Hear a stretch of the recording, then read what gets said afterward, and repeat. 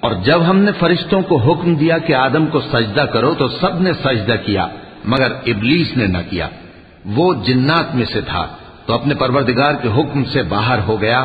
کیا تم اس کو اور اس کی اولاد کو میرے سوا دوست بناتے ہو، حالانکہ وہ تمہارے دشمن ہیں، اور شیطان کی دوستی ظالموں کے لیے اللہ کی دوستی کا برا بدل ہے۔ میں نے ان کو نہ تو آسمانوں اور زمین کے پیدا کرنے کے وقت بلایا تھا اور نہ خود ان کے پیدا کرنے کے وقت، اور میں ایسا نہ تھا کہ گمراہ کرنے والوں کو مددگار بناتا۔ اور جس دن اللہ فرمائے گا کہ اب میرے شریکوں کو جن کی نسبت تم معبود ہونے کا گمان رکھتے تھے بلاؤ، تو وہ ان کو بلائیں گے مگر وہ ان کو کچھ جواب نہ دیں گے، اور ہم ان کے درمیان ہلاکت کی ایک جگہ بنا دیں گے، اور گناہگار لوگ دوزخ کو دیکھیں گے تو یقین کر لیں گے کہ وہ اس میں پڑنے والے ہیں، اور اس سے بچنے کا کوئی راستہ نہ پائیں گے۔ اور ہم نے اس قرآن میں لوگوں کے سمجھانے کے لیے طرح طرح کی مثالیں بیان فرمائی ہیں، لیکن انسان سب چیزوں سے بڑھ کر جھگڑالو ہے۔ اور لوگوں کے پاس جب ہدایت آ گئی تو ان کو کس چیز نے منع کیا کہ ایمان لائیں اور اپنے پروردگار سے بخشش مانگیں، بجز اس کے کہ اس بات کے منتظر ہوں کہ انہیں بھی پہلوں کا سا معاملہ پیش آئے یا ان پر عذاب سامنے سے آ جائے۔ اور ہم جو پیغمبروں کو بھیجا کرتے ہیں تو صرف اس لیے کہ لوگوں کو اللہ کی نعمتوں کی خوشخبریاں سنائیں اور عذاب سے ڈرائیں۔ اور جو کافر ہیں وہ باطل کی مدد سے جھگڑا کرتے ہیں تاکہ اس سے حق کو پھسلا دیں، اور انہوں نے ہماری آیتوں کو اور جس چیز سے ان کو ڈرایا جاتا ہے اسے ہنسی بنا لیا ہے۔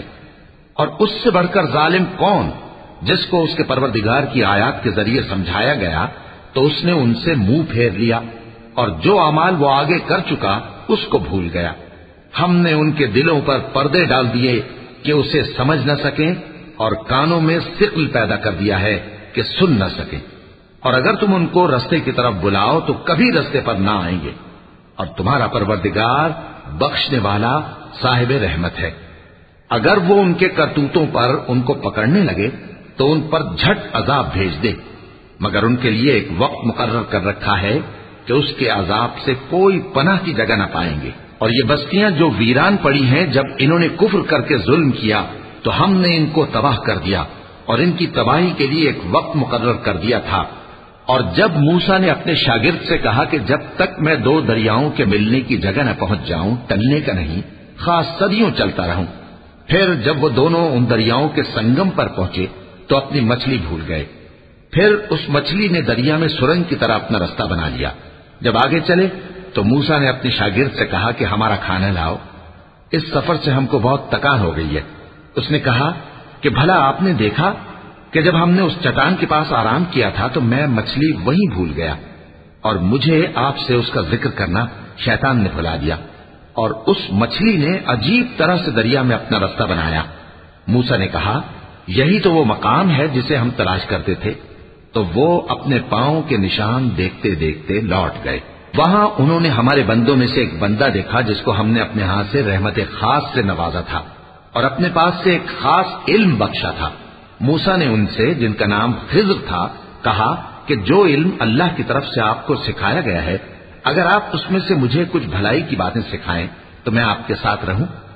خضر نے کہا کہ تم میرے ساتھ رہ کر صبر نہیں کر سکو گے، اور جس بات کی تمہیں خبر ہی نہیں اس پر صبر کر بھی کیسے سکتے ہو؟ موسیٰ نے کہا اللہ نے چاہا تو آپ مجھے صابر پائیے گا، اور میں آپ کے ارشاد کے خلاف نہیں کروں گا۔ خضر نے کہا اگر تم میرے ساتھ رہنا چاہو تو شرط یہ ہے مجھ سے کوئی بات نہ پوچھنا جب تک میں خود اس کا ذکر تم سے نہ کروں۔ تو دونوں چل پڑے، یہاں تک کہ جب کشتی میں سوار ہوئے تو خضر نے کشتی کو پھاڑ ڈالا۔ موسیٰ نے کہا کیا آپ نے اس کو اس لیے پھاڑا ہے کہ سواروں کو غرق کر دیں؟ یہ تو آپ نے بڑی عجیب بات کی۔ خضر نے کہا کیا میں نے نہیں کہا تھا کہ تم میرے ساتھ صبر نہ کر سکو گے؟ موسیٰ نے کہا کہ جو بھول مجھ سے ہوئی اس پر مواخذہ نہ کیجیے اور میرے معاملے میں مجھ پر مشکل نہ ڈالیے۔ پھر دونوں چلے، یہاں تک کہ رستے میں ایک لڑکا ملا تو خضر نے اسے مار ڈالا۔ موسیٰ نے کہا کہ آپ نے ایک بے گناہ شخص کو ناحق بغیر قصاص کے مار ڈالا، یہ تو آپ نے بری بات کی۔ خضر نے کہا کیا میں نے نہیں کہا تھا کہ تم سے میرے ساتھ صبر نہیں ہو سکے گا؟ انہوں نے کہا کہ اگر میں اس کے بعد پھر کوئی بات پوچھوں یعنی اعتراض کروں تو مجھے اپنے ساتھ نہ رکھیے گا کہ آپ میری طرف سے عذر کے قبول کرنے میں حد کو پہنچ گئے ہیں۔ پھر دونوں چلے، یہاں تک کہ گاؤں والوں کے پاس پہنچے اور ان سے کھانا طلب کیا۔ انہوں نے ان کی ضیافت کرنے سے انکار کیا۔ پھر انہوں نے وہاں ایک دیوار دیکھی جو گرا چاہتی تھی، تو خضر نے اس کو سیدھا کر دیا۔ موسیٰ نے کہا کہ اگر آپ چاہتے تو ان سے اس کا معاوضہ لے لیتے تاکہ کھانے کا کام چلتا۔ خضر نے کہا کہ اب مجھ میں اور تم میں علیحدگی، مگر جن باتوں پر تم صبر نہ کر سکے میں ان کا تمہیں بھید بتائے دیتا ہوں کہ وہ جو کشتی تھی غریب لوگوں کی تھی جو دریا میں محنت کر کے یعنی کشتیاں چلا کر گزارا کرتے تھے، اور ان کے سامنے کی طرف ایک بادشاہ تھا جو ہر اچھی کشتی کو زبردستی چھین لیتا تھا۔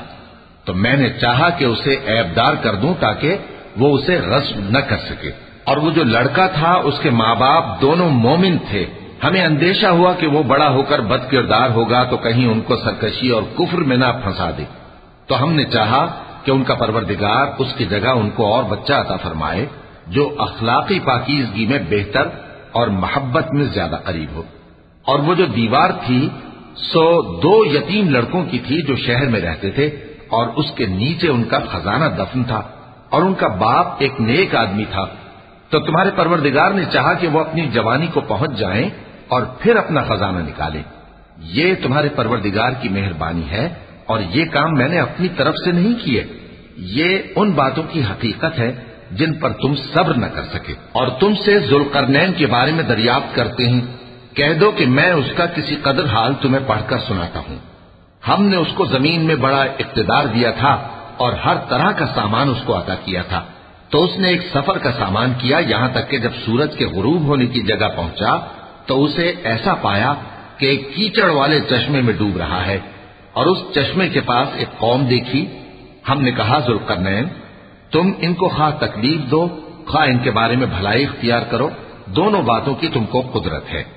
ذوالقرنین نے کہا کہ جو کفر و بد کرداری سے ظلم کرے گا اسے ہم سزا دیں گے، پھر وہ اپنے پروردگار کی طرف لوٹایا جائے گا تو وہ بھی اسے بڑا عذاب دے گا، اور جو ایمان لائے گا اور عمل نیک کرے گا اس کے لیے بہت اچھا بدلہ ہے، اور ہم اپنے معاملے میں اس سے نرم بات کہیں گے۔ پھر اس نے ایک اور سامان سفر کیا، یہاں تک کہ سورج کے طلوع ہونے کے مقام پر پہنچا تو دیکھا کہ وہ ایسے لوگوں پر طلوع ہوتا ہے جن کے لیے ہم نے دھوپ سے بچاؤ کی کوئی اوٹ نہیں بنائی تھی۔ حقیقت یوں ہی تھی، اور جو کچھ اس کے پاس تھا ہم کو سب کی خبر تھی۔ پھر اس نے ایک اور سفر کا سامان کیا، یہاں تک کہ 2 اونچے سیدھے پہاڑوں کے درمیان پہنچا تو دیکھا کہ ان کے اس طرف کچھ لوگ ہیں کہ بات کو سمجھ نہیں سکتے۔ ان لوگوں نے کہا کہ اے ذوالقرنین، یاجوج اور ماجوج اس علاقے میں فساد کرتے رہتے ہیں، بھلا ہم آپ کے لیے خرچ کا انتظام کر دیں کہ آپ ہمارے اور ان کے درمیان ایک دیوار کھینچ دیں۔ ذوالقرنین نے کہا کہ خرچ کا جو مقدور اللہ نے مجھے بخشا ہے وہ بہت اچھا ہے، تم مجھے قوت بازو سے مدد دو، میں تمہارے اور ان کے درمیان ایک مضبوط رکاوٹ بنا دوں گا۔ تم لوہے کے بڑے بڑے تختے میرے پاس لاؤ۔ چنانچہ کام جاری کر دیا گیا، یہاں تک کہ جب اس نے دونوں پہاڑوں کے درمیان کا حصہ برابر کر دیا اور کہا کہ اب اسے دھوکو، یہاں تک کہ جب اس کو دھونک دھونک کر آگ کر دیا تو کہا کہ اب میرے پاس تانبا لاؤ کہ اس پر پگھلا کر ڈال دوں۔ پھر ان میں یہ قدرت نہ رہی کہ اس پر چڑھ سکیں، اور نہ یہ طاقت رہی کہ اس میں نقب لگا سکیں۔ بولا کہ یہ میرے پروردگار کی مہربانی ہے، پھر جب میرے پروردگار کا وعدہ آ پہنچے گا تو اس کو ڈھا کر ہموار کر دے گا، اور میرے پروردگار کا وعدہ سچا ہے۔ اس روز ہم ان کو چھوڑ دیں گے کہ روئے زمین پر پھیل کر ایک دوسرے میں گھس جائیں گے، اور سور پھونکا جائے گا تو ہم سب کو جمع کر لیں گے، اور اس روز ہم جہنم کو کافروں کے سامنے لائیں گے جن کی آنکھیں میری یاد سے پردے میں تھیں اور وہ سننے کی طاقت نہیں رکھتے تھے۔ اب کیا کافر یہ خیال کرتے ہیں کہ وہ میرے بندوں کو میرے سوا اپنا کارساز بنائیں گے تو میں خفا نہیں ہوں گا؟ ہم نے ایسے کافروں کے لیے جہنم کی مہمانی تیار کر رکھی ہے۔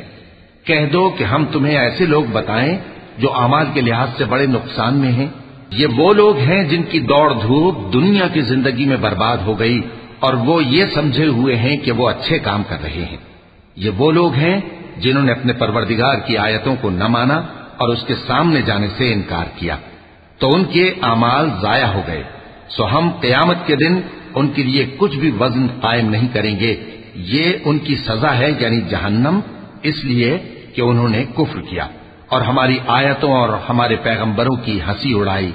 جو لوگ ایمان لائے اور عمل نیک کیے ان کے لیے بہشت کے باغ بطور مہمانی ہوں گے، ہمیشہ ان میں رہیں گے اور وہاں سے مکان بدلنا نہ چاہیں گے۔ کہہ دو کہ اگر سمندر میرے پروردگار کی باتوں کے لکھنے کے لیے روشنائی ہو تو قبل اس کے کہ میرے پروردگار کی باتیں تمام ہوں سمندر ختم ہو جائے، اگرچہ ہم ویسا ہی اور اس کی مدد کو لائیں۔ کہہ دو کہ میں تمہاری طرح کا ایک بشر ہوں، البتہ میری طرف وہی آتی ہے کہ تمہارا معبود وہی ایک معبود ہے، تو جو شخص اپنے پروردگار سے ملنے کی امید رکھے چاہیے کہ عمل نیک کرے اور اپنے پروردگار کی عبادت میں کسی کو شریک نہ بنائے۔